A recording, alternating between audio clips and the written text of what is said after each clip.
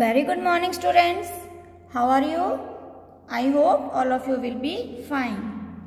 I am your science teacher and today I am going to teach you science of class 2nd. And today we start new chapter number 10, air. And today we discuss part 1. So now see in the book. This is your science book of class 2nd. Now open chapter number 10. Now see here, this is the chapter number 10, air. Air means हवा. Air is all around us. Air यानी हवा हमारे चारों तरफ है. We cannot see air, but we can feel it when it moves. हम हवा को देख नहीं सकते, लेकिन जब हवा मूव करती है यानी चलती है तो हम उसको फील कर सकते हैं, महसूस कर सकते हैं. All living things need air to breathe. सभी लिविंग थिंग्स को ब्रीथ करने के लिए एयर की जरूरत होती है, यानी कि हवा की जरूरत होती है. ब्रीथ में सांस लेने के लिए जितने भी लिविंग थिंग्स हैं यानी कि जो जीवित हैं उन सभी को सांस लेने के लिए हवा की जरूरत है. There can be no life on the earth without air. हमारी अर्थ पर बिना हवा के कोई लाइफ नहीं होगी. अगर हवा नहीं है तो लाइफ भी नहीं है, यानी जीवन नहीं है. What does air contain? हवा के अंदर क्या क्या होता है? Air contains water vapor. देखो हवा के अंदर वाटर वेपर होता है. वाटर वेपर किसे कहते हैं? भाप. स्टीम होती है. जैसे हम किचन में पानी गर्म करते हैं तो उसमें से धुआं निकलता है. जो धुआं होता है उसी को हम वाटर वेपर कहते हैं. और वो धुआं किस में मिक्स होता है? एयर में, हवा में मिक्स हो जाता है. तो हवा के अंदर क्या हुआ? Water vapour. जैसे देखो ये बाउल में ये गर्म हो रहा है, इसका धुआं निकल रहा है. ये धुआं कहाँ मिक्स होगा? हवा के अंदर मिक्स हो जाएगा. तो हवा में क्या हुआ? वाटर वेपर भी मिक्स हो चुका है. So air contains water vapor. At home we have seen many times that our mother boils water on the gas stove. जब हमारी मदर गैस के ऊपर वाटर को बॉईल करती है, if it is kept boiling for a long time, जब हम उसको लंबे टाइम तक उसको बॉईल करते हैं,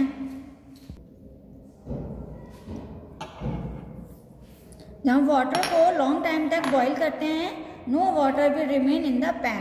तो उस बर्तन में जो पानी होता है वो बचता ही नहीं है, सारा जल जाता है. तो all the water from the pan will go into the air.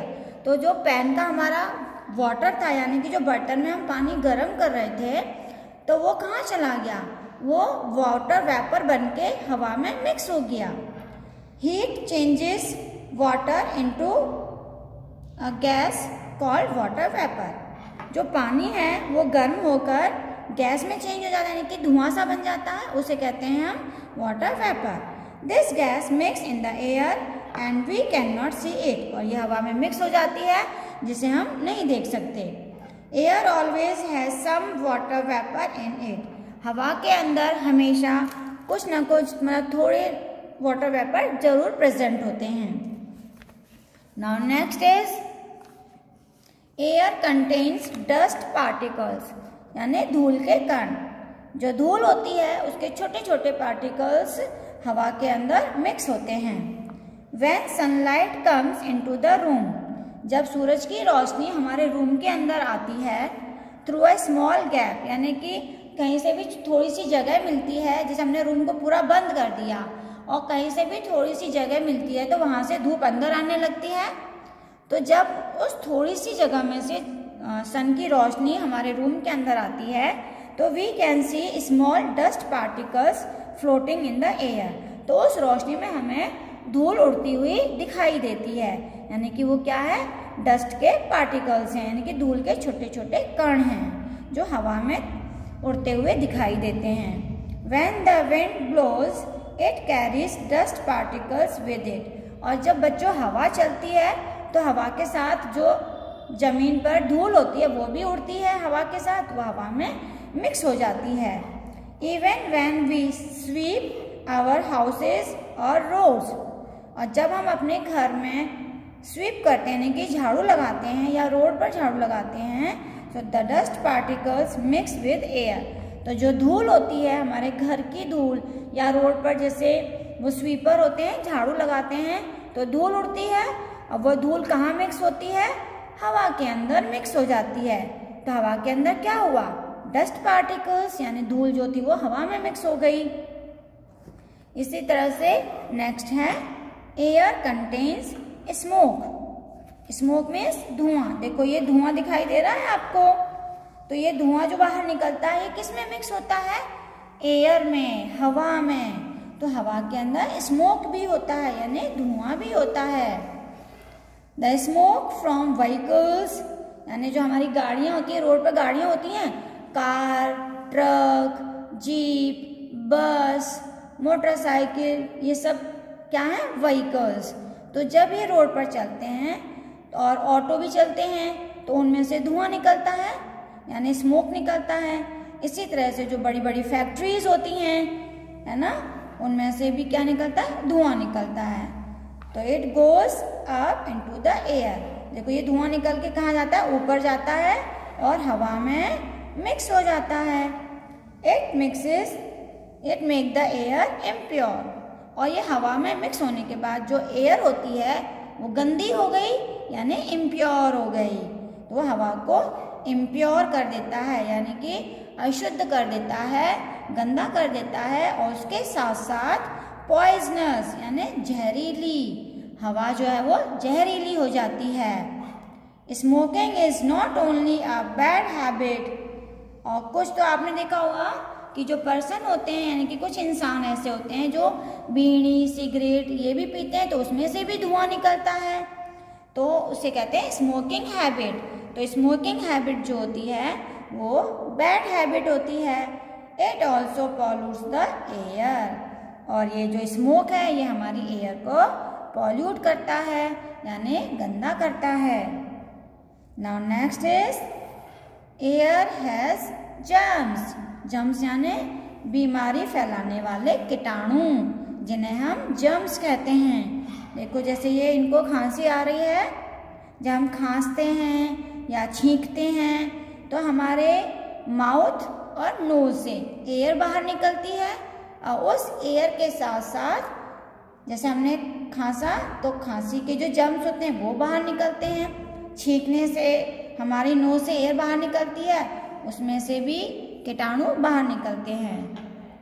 When a sick person cough or sneeze, जब कोई बीमार इंसान खांसता है या छींकता है तो जर्म्स फ्रॉम द कफ, खांसी के साथ जो कीटाणु उनके मुंह से बाहर निकले हैं, मिक्स विद द एयर, वो हवा में मिक्स हो जाते हैं। These germs can enter our body through air।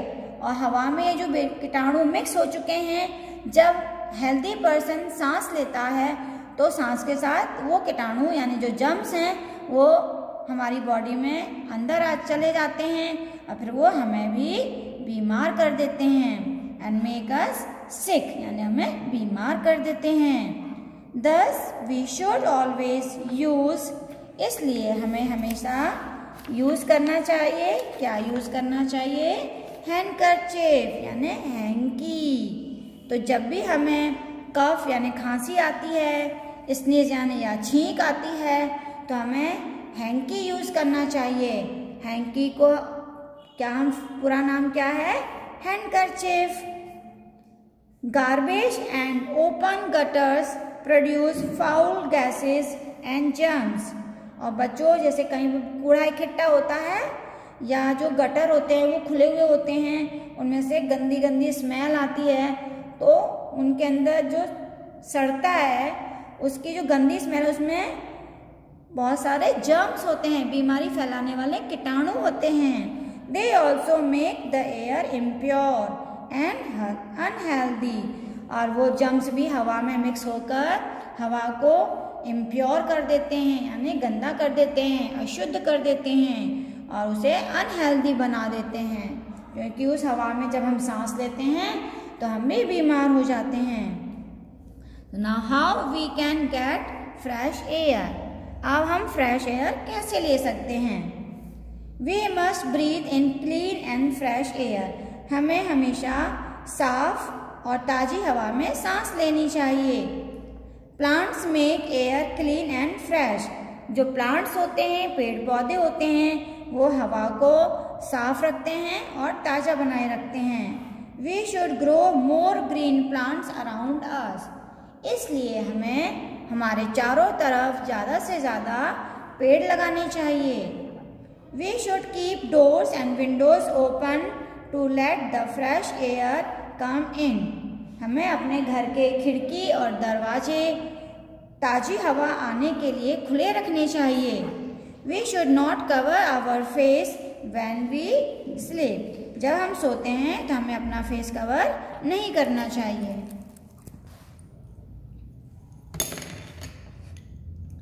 We should play in the park और ओपन ग्राउंड। हमें हमेशा पार्क या ओपन ग्राउंड होते हैं, खुले मैदान, वहाँ पर खेलना चाहिए।